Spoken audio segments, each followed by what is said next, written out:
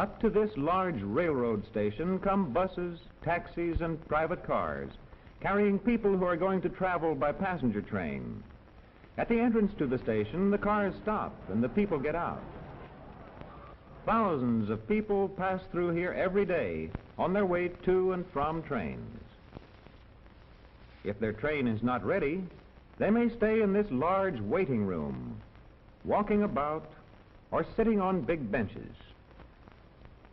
They must go to the ticket window and get tickets before going to the train. Inside each window is a ticket seller. Each one who rides on the train must buy a ticket to the place where he is going.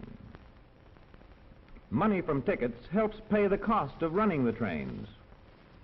Near the trains are gates through which passengers must go. A gateman looks at the tickets to be sure that each passenger is on his way to the right train.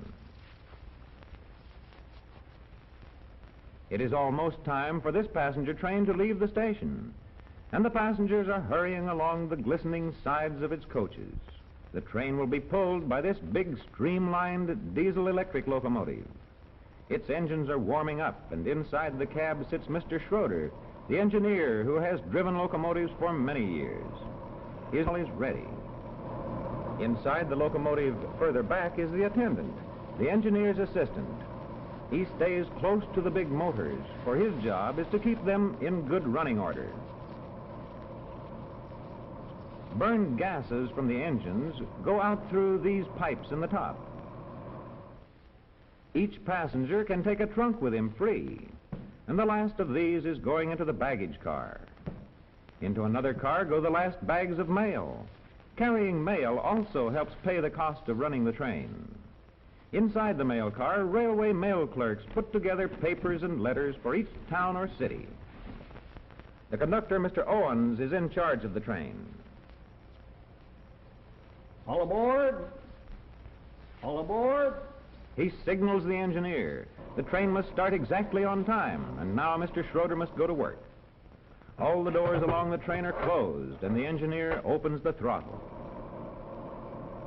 Sand keeps wheels from slipping on their path of smooth steel rails. Wider and wider the throttle is opened.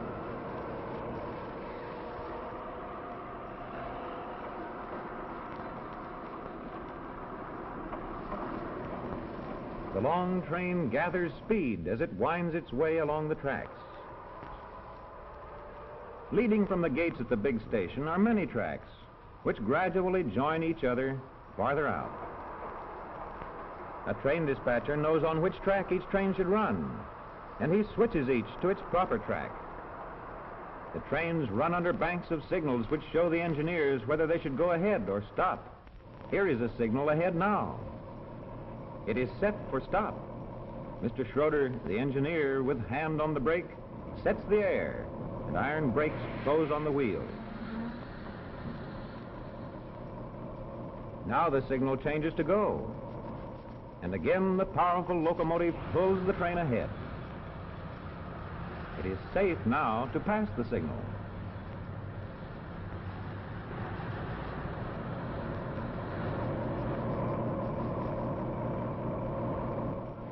Inside one of the coaches, Mr. Owens, the conductor, is already taking up tickets, making sure that each one has paid for his ride. The passengers have comfortable seats. They can sit up or lie back easily if they want to rest.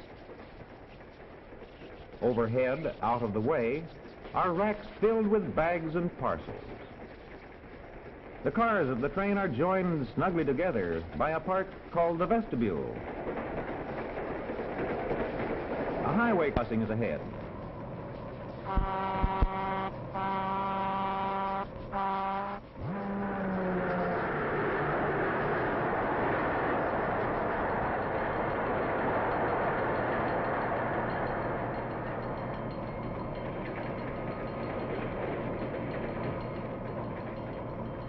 Now Mr. Schroeder closes the throttle to slow down the train, for a sharp curve is just ahead.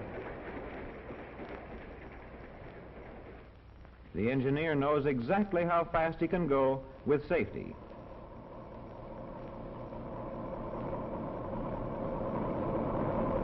The train is passing under a safe highway crossing built above the tracks.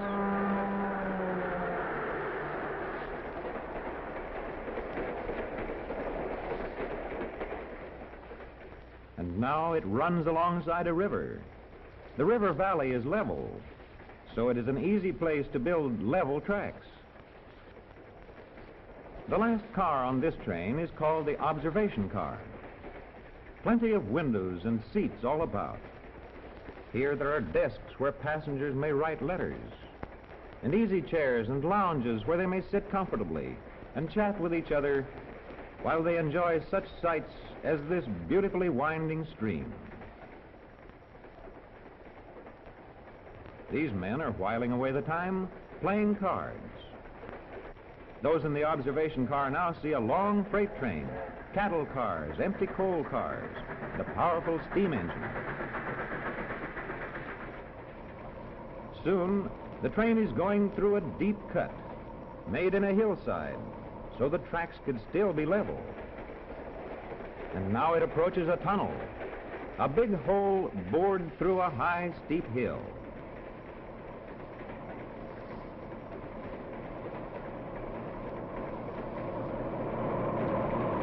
This tunnel is at historic Harper's Ferry.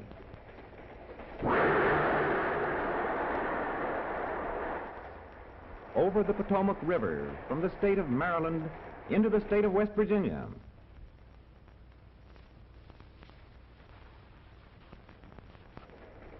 It is mealtime for the passengers, and this is the dining car, an excellent restaurant that is part of the train. The steward shows the people to their seats and gives them menus, large cards with lists of food, so that each can choose the kind of food he likes. Some are already eating. A dining car is a great convenience to people traveling long distances by train. The food is brought in by waiters who are clever at balancing their large trays as the train speeds along. When the diners have decided what they want, the waiters go into the kitchen and repeat their orders to the chief cook, who is called the chef. He must keep many kinds of food on hand. The cooks are clean, and the kitchen of the dining car, although small, is kept spotless. A good meal in the dining car is a pleasant event for passengers during a long ride. Up in his cab, Engineer Schroeder has no thought of food. He must watch the track ahead. The safety of all the passengers depends on his skill and watchfulness. His train approaches a small village and dashes on through.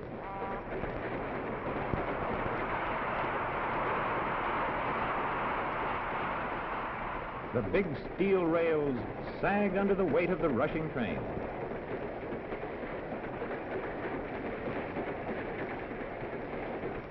Onward as darkness falls outside, the ever-watchful engineer speeds his passengers. It is almost bedtime. The Pullman porter begins to change seats into beds, taking out backs of seats to make bottoms for beds called berths. Above the seats, he unlocks a big curving door, and inside finds more articles for making up the berth: mattresses, sheets, and pillows. Some he takes out of the berth for the one below, and others he will use for the berth above. Those who are not yet ready for bed may have tables, magazines, newspapers, and writing materials with which to while away the evening. And always Mr. Schroeder alertly watches his locomotive and the track ahead, in the dark of night, through villages, around curves, through cuts and tunnels, over high bridges.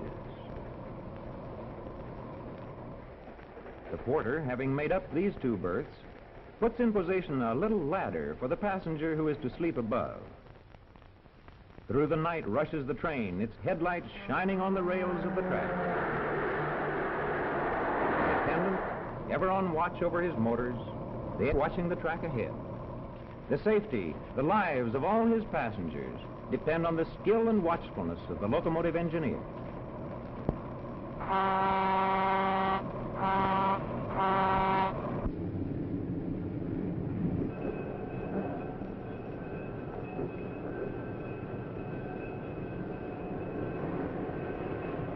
porter carries a step for passengers so that they can get off the high cars easily. And as he had promised Mr. Watson, the Pullman conductor sees Bobby off the train. Here's Uncle Ray shouting, "Hi there, cowboy." The long ride is over.